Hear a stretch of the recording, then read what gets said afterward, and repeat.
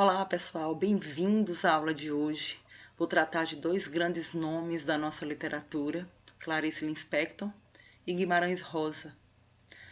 Vou trazer para vocês, a princípio, um pouquinho da biografia de Clarice. Ela é natural de uma pequena aldeia da Ucrânia, nasceu em dezembro de 1920, durante uma viagem de migração da família em direção à América, e o nome dela era Aya. Ela foi batizada com esse nome, que significava vida em ucraniano.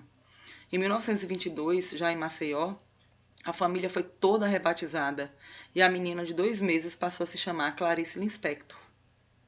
Em 1925, os Lispector se estabeleceram em Recife e 6 anos depois, com apenas 9 anos, Clarice escreveu a peça Pobre Menina Rica, cujos originais foram perdidos.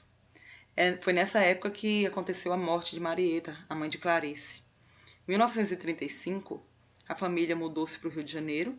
Clarice entrou em contato com a obra de autores como Raquel de Queiroz, Machado de Assis, Graciliano Ramos, Jorge Amado, Essa de Queiroz.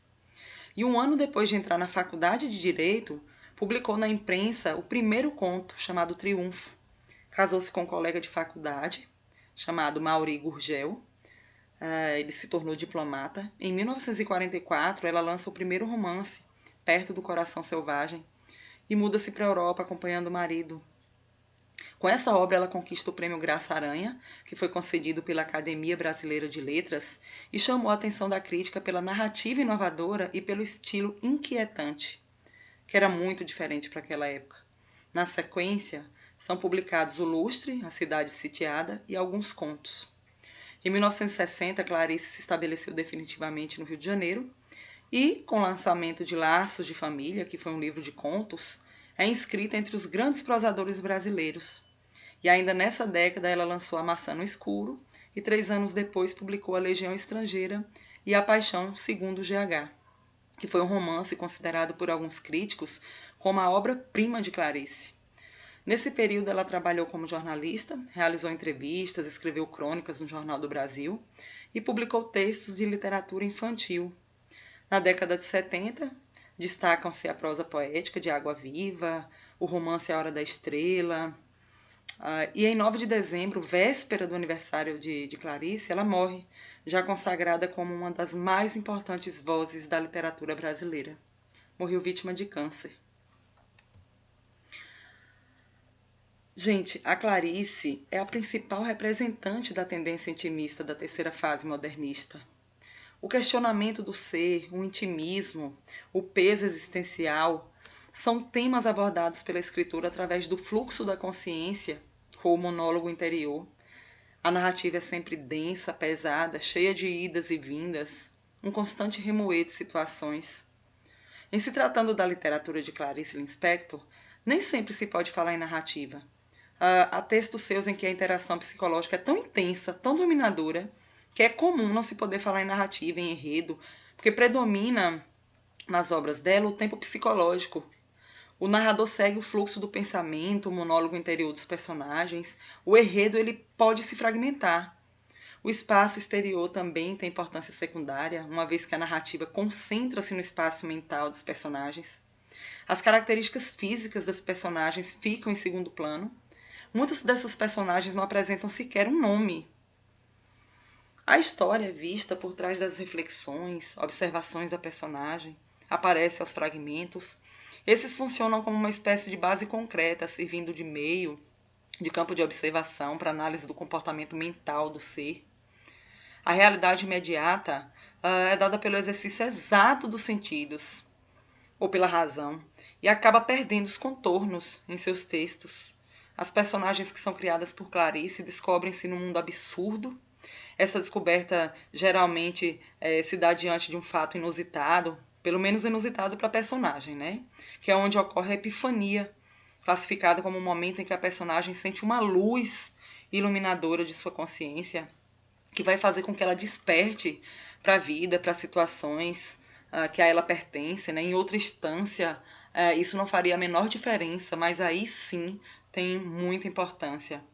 A grandeza e o significado de seus personagens extrapolam a mesmice, a monotonia da vida e se transformam em antíteses, paradoxos. As ambiguidades, as sutilezas norteiam a obra de Clarice: o eu e o não eu, o ser e o não ser. Quanto à linguagem, Clarice trabalha arduamente na escolha de palavras para escrever o que quer, valoriza cada uma delas, tira o significado banal, utiliza metáforas, outros recursos, porque para ela a linguagem não é um instrumento, um meio para a comunicação, é parte importante daquilo que ela retrata, a mente humana.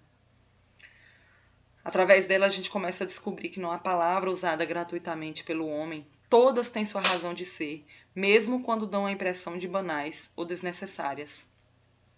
Além de trabalhar com frequentes rupturas na sequência temporal linear, em que o enredo se coloca com início, desenvolvimento e conclusão, dificilmente suas obras podem ser classificadas como pertencentes a um gênero narrativo clássico, como o romance, o conto ou a crônica tradicionais. As características da prosa clariciana. Temos aí inadaptação dos personagens. Os personagens não se mostram adaptados ao mundo moderno, que os despersonaliza e os torna comuns. Aproximação de vozes. A voz do narrador e as vozes dos personagens se aproximam, tomando cada vez menos definida a fronteira que as divide. A técnica usada é a de fluxo de consciência. Interiorização narrativa. A narrativa não é mais baseada em acontecimentos expostos em ordem cronológica. Ao contrário, ela é centrada na interioridade e no inconsciente do personagem, em suas angústias e fraquezas. E a epifania, a característica fundamental da narrativa clariciana, representa o momento da iluminação, a partir da qual é operada uma transformação interior no personagem. Algumas curiosidades sobre essa autora.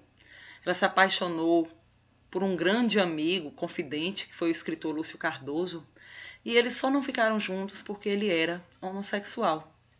E um episódio marcante da vida de Clarice foi o incêndio que ocorreu na casa dela em 1966, provocado por um cigarro. Ela, como consequência, ficou hospitalizada durante alguns meses e quase teve de amputar a mão.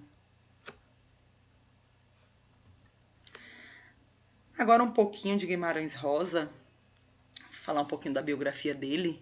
Nasceu em Minas Gerais, em 1908, faleceu no Rio de Janeiro em 1967 e é um dos autores da terceira fase do modernismo brasileiro. Formou-se médico, exerceu a profissão no interior de Minas. Em 1934 ingressou na carreira diplomática, servindo em Hamburgo. Trabalhou ainda pelo Ministério do Exterior em Bogotá e Paris. Como chefe do Serviço de Demarcação de Fronteiras, resolveu casos delicados, Picos da Neblina e Sete Quedas. Morreu de infarte aos 59 anos de idade, na mesma semana em que for eleito membro da Academia Brasileira de Letras. Gente, Guimarães Rosa é acima de tudo um inovador. A obra, o estilo, as personagens, o psicologismo diferem de tudo que já fizera antes na língua portuguesa. Diferencia-se de outros regionalistas, especialmente por dois motivos. Bom, embora sua ficção se prenda a uma região no Brasil, que é lá o sertão de Minas Gerais, principalmente, ele consegue suplantar o meramente regional e atingir o universal, por meio de uma aguda percepção dos problemas vitais que existem no interior do homem, de qualquer região. Dessa maneira, os elementos pitorescos, tipicamente regionais, que aparecem na obra são importantes entre si mesmos, como acontece em muitos outros autores, mas servem também para estruturar e revelar ao leitor todas as inquietudes e dilemas do homem. Por esse motivo, sua obra apresenta uma temática que envolve indagações sobre o destino, Deus e o diabo, o bem e o mal, a morte e o amor. Quanto a essa relação bem e mal, parece que Guimarães acreditou o tempo todo na supremacia do primeiro sobre o segundo. Na obra dele, essa atitude chega quase a configurar uma tese, aliás, coerente com o proverbial otimismo do autor, impresso no realismo fantástico que distribui por toda a sua produção. Além de tudo, gente, ele é especialista na forma em que ele utiliza a linguagem. As criações linguísticas operadas por Guimarães Rosa transformaram-no no profundo inovador da linguagem literária brasileira. Além de explorar diversos valores de signo, sonoro, nocional, visual, criou palavras, utilizou arcaísmos e não raro aproveitou-se de outras línguas modernas, além de recorrer ao grego e ao latim.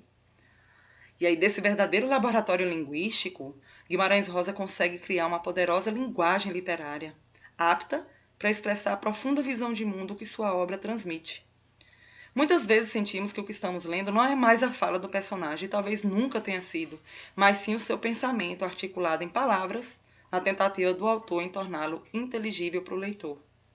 Através desse artifício, Guimarães nos destila a surpreendente psicologia da personagem que fala. Isso não ocorre em 100% da sua obra, mas não é raro. Algumas curiosidades e características da obra de Guimarães. Utiliza termos que não são mais usados, cria neologismos, faz empréstimos de palavras estrangeiras, explora estruturas sintáticas para recriar e reinventar a língua, faz uso do ritmo, aliterações, metáforas, imagens para criar uma prosa mais poética, ficando no limite entre a poesia e a prosa, temas envolvendo destino, vida, morte, Deus. A língua falada no sertão está presente em sua obra, fruto de anotações e pesquisas linguísticas. E a obra de Guimarães alcança uma dimensão universal, ou seja, ficamos tão envolvidos com suas histórias que aos poucos nos tornamos sertanejos e jagunços, e passamos a pertencer àquele mundo recheado de indagações sobre a existência de Deus e de diabo, o bem e o mal, a violência e etc. É isso, meus amores, ficamos por aqui. Até a próxima aula. Espero que vocês tenham gostado.